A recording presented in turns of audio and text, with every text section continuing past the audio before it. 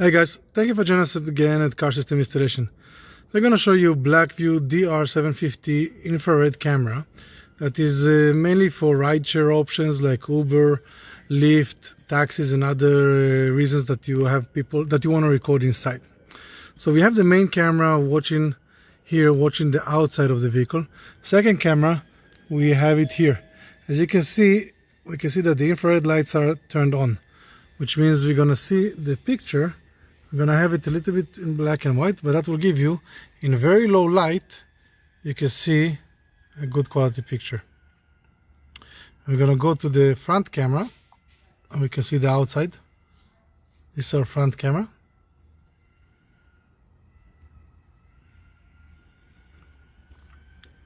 And we have, again to the rear, you can see the inside camera. Okay, this is the rideshare camera. For more dash cams, you can always find it at Car System Installation. Subscribe to our channel, and we'll see you next time. Have a good day.